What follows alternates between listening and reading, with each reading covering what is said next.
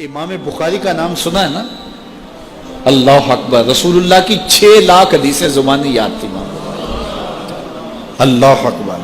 اور آج امام بخاری کی کتاب صحیح بخاری، اصح الکتب بعد کتاب اللہ، کتاب اللہ کے بعد سب سے صحیح کتاب بخاری شریف آج دنیا اسے چومتی ہے۔ ختم بخاری ہوتا ہے، یہ امام بخاری کی جمع کرتا ہے۔ امام بخاری سفر پہ جا رہے تھے اور امیر آدمی تھے، 6 لاکھ اشرفیاں اس زمانے میں آپ کے پاس تھی، یہ چھوٹا سرمایہ نہیں تھا، کشتی کا سفر تھا۔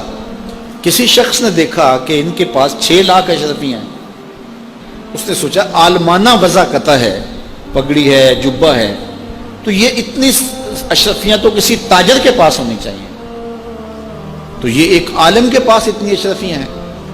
تو اس نے کہا کہ چلو ایک طریقہ ہاتھ آ گیا، میں ذرا کوئی ہیلا کرتا ہوں اور یہ پیسے میں خود حاصل کر لوں۔ تو اس نے شور مچا دیا کہ میری 6 لاکھ اشرفیاں چوری ہو گئیں، کہ جب سب تلاشی لی جائے گی تو ان سے نکلیں گی تو لوگ کہیں گے تو ایک مولوی شخص ہے اور تیرے پاس اتنے پیسے کہاں سے آئے، تو اشرفیاں مجھے مل جائیں گی۔ تو جب تلاشی شروع ہوئی تو امام بخاری کی تلاشی لی گئی تو ایک اشرفی بھی نہیں نکلی، کچھ بھی نہیں نکلا، سارا سامان ٹٹولا گیا، کچھ نہیں نکلا۔ خیر چلو، لوگوں نے اس کو کہا تو جھوٹا ہے، تو نے خام خواہ جو ہے وہ ایک مکر کیا ہے۔ وہ بھی بڑا پریشان تھا کہ اشرفیاں میں نے ان کے پاس دیکھی ہیں، گئی کدھر؟ خیر جب جہاز چلنے لگا تو آہستہ آہستہ امام صاحب کے قریب ہو گیا، امام بخاری سے پوچھنے لگا حضرت اشرفیاں تو تھیں آپ کے پاس، تو کدھر گئیں؟ فرمایا جب تم نے الزام لگایا نا، اور مجھے پتا ہے کہ تم نے الزام کیوں لگایا ہے، میری وجہ دیکھ کے تم نے میرے سے ہتھیانا چاہا تھا، تو میں نے چپکے سے وہ اشرفیاں سمندر میں پھینک دی تھی۔ تو کہا حضرت اتنی زیادہ اشرفیاں اور سمندر میں پھینک دیں؟ کہا ہاں۔ کہا کیوں پھینکی؟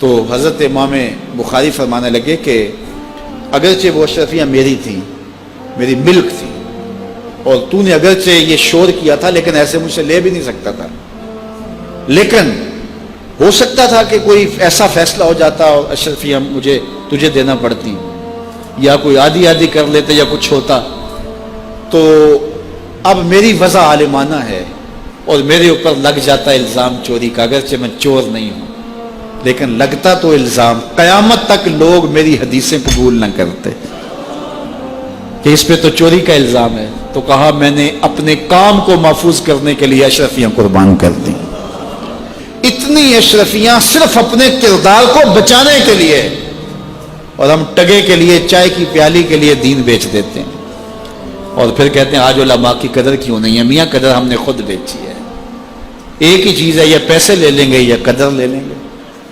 تو یہ ذمہ داری تھی ہماری کہ ہم انتہائی حساسیت کے ساتھ جو ہے اس دور کا ادراک کرتے اور حالات کو سمجھتے، اور جن لوگوں نے حالات کو سمجھ کے قدم اٹھائے ہیں وہ کامیاب اور بامراد ہوئے۔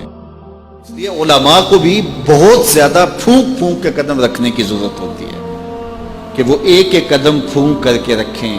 اعلیٰ حضرت نے کتنی خوبصورت بات کی تھی اپنے زمانے میں، آپ نے علماء کو جو نصیحتیں کی اس میں ایک نصیحت کی، آپ نے کہا علماء لوگ تمہیں دیکھ کے دین کے قریب ہوتے ہیں اور تمہیں دیکھ کے دور بھی ہو جاتے ہیں۔ کہا کہ اگر تم نے سنن غیر موقدہ کو چھوڑ دیا تو لوگ سنن موقدہ چھوڑ دیں گے، اور اگر تم نے سنن موقدہ کو چھوڑ دیا لوگ واجبات چھوڑ دیں گے، تم نے واجبات چھوڑ دیے تو لوگ فرائض چھوڑ دیں گے، اور اگر تم نے فرائض چھوڑ دیے تو لوگ کہیں دین نہ چھوڑ دیں۔ اور پھر کہا اے طبقہ علماء، تم نے اگر مکروہ تنزیہیہ کا ارتکاب کیا تو لوگ مکروہ تحریمیہ میں پڑ جائیں گے، اور اگر تم نے مکروہ تحریمیہ کا ارتکاب کیا لوگ حرام میں پڑ جائیں گے، تم نے اگر حرام کا ارتکاب کیا تو لوگ کفر میں پڑ جائیں گے۔ اس لیے علماء کو آج کے دور میں نہیں، ہر دور میں اپنے کردار کو بڑا صاف رکھنا کی ضرورت ہے۔ یہ اولاد کے ساتھ ہمدردی نہیں ہے، ساری رات اولاد جاگتی رہے اور جب نماز کا وقت آ جائے تو ماں کہتی ہے بیٹے سو جا، اب تو اذان کا وقت ہو گیا، حالانکہ چاہیے تھا کہ اب تو اٹھ جا، اب اذان کا وقت ہو گیا، لیکن ماں اس وقت اگر سلا دے تو کیا یہ گوارا کرتی ہے کہ میرا بیٹا جہنم کی آگ میں جلے؟ ماں اپنی اولاد کو جگائے، اس سے ہمدردی یہ نہیں ہے کہ اب اس کو سونے دے، بیچارہ ساری رات جاگتا رہے۔ ساری رات جاگنے کا اسے حکم کس نے دیا تھا؟ فجر کے وقت جاگنے کا حکم ہے جب رحمت اللہ کی بٹ رہی ہے، تو اس کو بیدار کرے، اس کو جگائے۔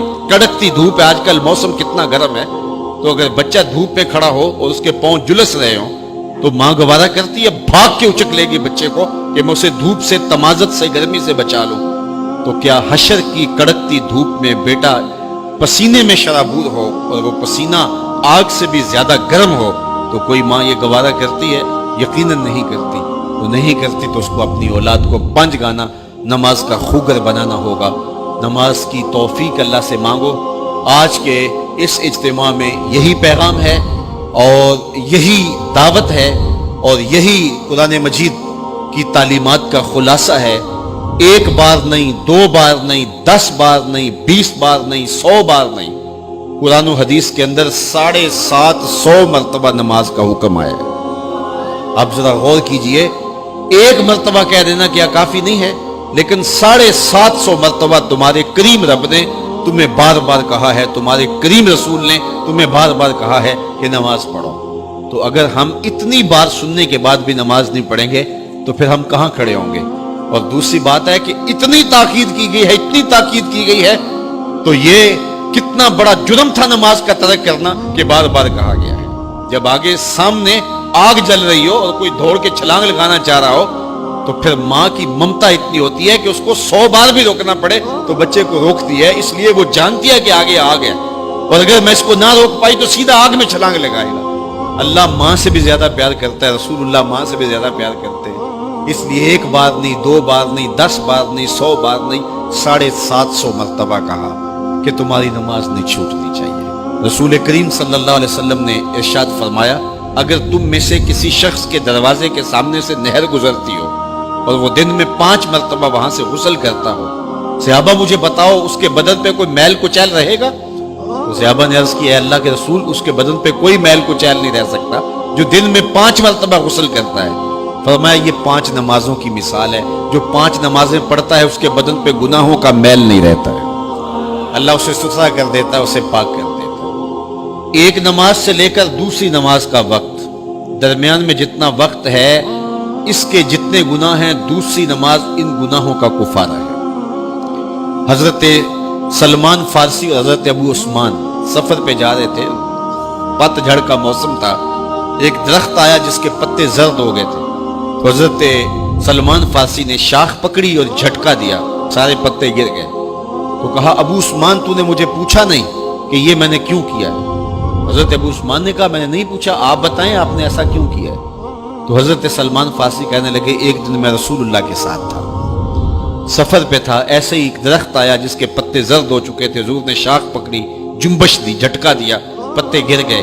حضور نے مجھے دیکھا اور کہا، اے سلمان تو نے مجھے پوچھا نہیں کہ میں نے ایسا کیوں کیا ہے؟ تو میں نے کہا، بندہ نواز آپ بتا دیں آپ نے ایسا کیوں فرمایا ہے؟ فرمایا، سلمان جس طرح میں نے اس شاخ کو جنبش دی اور اس پر کوئی بھی پتا نہیں رہا، سارے گر گئے، جب بندہ نماز کے لیے کھڑا ہو جاتا ہے بدن کے سارے گناہ جڑ جاتے ہیں۔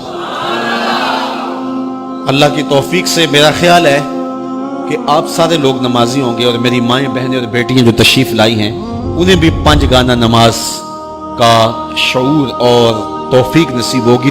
آج ہم یہاں سے عزم کر کے جانا ہے کہ ہمارے خاندان میں، ہمارے رشتہ داروں میں، ہماری اولادوں میں اگر بدقسمتی سے کوئی بے نمازی ہے تو آج عزم کر کے جائیں کہ وہ بے نمازی نہ رہے، اتنے زور سے تبلیغ کریں گے کہ وہ نماز پڑھنے پہ مجبور ہو جائیں۔ تو سونے سے قبل 5 انگلیاں بھی گن لو اور 5 نمازیں بھی گن لو۔ جو کہا گیا مجھے امید ہے کہ یقیناً یہ آپ کی روحوں تک اترا ہوگا، اور اگر بدقسمتی سے کوئی بے نمازی ہے تو آج کے بعد بے نمازی نہیں رہے گا۔ اور ہم اپنے ماحول میں اپنی اولاد سے اگر پیار کرتے ہیں، حقیقی پیار ہمیں، تو پھر ان کو 5 گانا نماز کا عادی بنانا ہوگا اور ان کی